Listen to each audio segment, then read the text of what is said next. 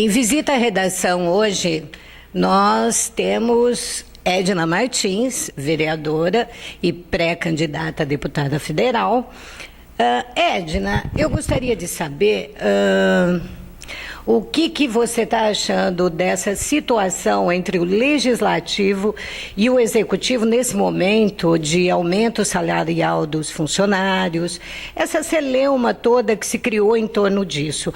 Como você está vendo esse momento que vive a Câmara Municipal? Bem, eu acho que a Câmara Municipal está vivendo uma falsa polêmica, porque a questão do salário dos servidores da Câmara não teve uma interferência do Executivo. Por conta de alguns discursos de algumas pessoas da oposição, que estão dizendo isso. E os vereadores da base questionaram o índice que foi apresentado pelo presidente da Câmara, porque não foi discutido com os vereadores na Câmara Municipal esse reajuste. E, normalmente, na Câmara Municipal, os presidentes discutem com os servidores municipais, mas apresentam para os vereadores antes as justificativas do aumento, e foi isso que foi questionado. Então, esta polêmica não existe de verdade. A questão está sendo resolvida pelos vereadores, que estão construindo uma proposta agora, que a gente possa equacionar um pouco também as diferenças salariais existentes dentro da Câmara. Então, se for possível, nós pensamos que seria correto que os maiores salários tivessem só a inflação e nós pudéssemos corrigir as perdas daqueles que têm menores salários. Então, não sabemos ainda se juridicamente vamos poder fazer isso, e é essa proposta que a gente está construindo.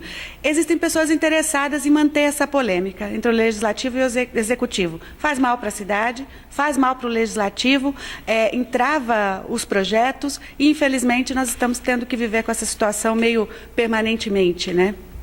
Certo. E como você está vendo as denúncias? Ontem a vereadora Gabriela Palombo fez sérias denúncias na questão da saúde, um provável desvio.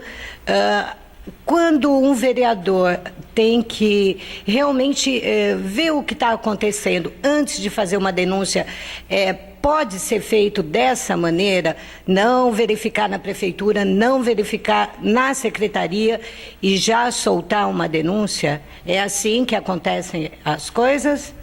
Então, normalmente, eu, pelo menos, acredito que nós temos várias formas de fiscalizar, né, o Executivo, cobrar o Executivo de políticas públicas, e fiscalizar no caso de desvios é muito importante. Mas, por óbvio, que para a gente dizer alguma coisa, para você chegar em público e dizer que existe um desvio de não sei quantos milhões, tudo mais, você tem que ter uma garantia de que que isso é verdade, né, que é verdadeiro, ou que pelo menos você tem razões suficientes, indícios suficientes para dizer isso. Nós assistimos recentemente a questão da Guarda Municipal, que houve um prejuízo enorme para a categoria quando se colocou um comportamento desviante lá da Guarda Municipal que afetou a vida de todos os guardas municipais, né? Então, nós precisamos tomar muito cuidado com isso.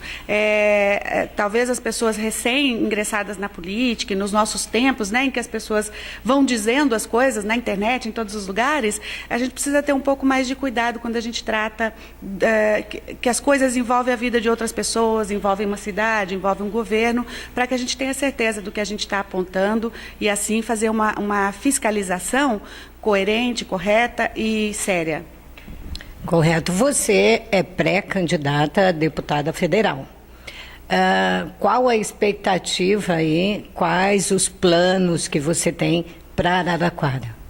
Bem, se depois da convenção, em junho, o partido decidir que eu devo ser candidata a deputada federal mesmo, eu tenho conversado muito com muitas pessoas, já fui candidata uma vez, e naquela ocasião, naquela candidatura, nós defendemos algumas ideias que nós pudéssemos fazer, por exemplo, com relação às emendas que os deputados têm, que nós pudéssemos fazer uma espécie de orçamento participativo das emendas aqui na região, entre as cidades, para ver quais são os projetos importantes que a gente possa destinar essas verbas, para não ficar sendo pingado aqui e ali e a gente acabar não apoiando projetos significativos aqui para as nossas cidades da região.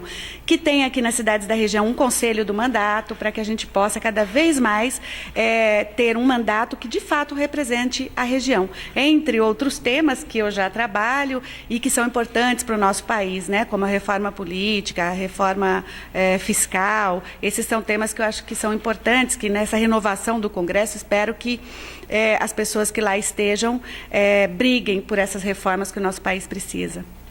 Tá certo, então, e obrigada por atender o nosso chamado para a entrevista. Obrigada e boa sorte para você. Eu que agradeço. Obrigada.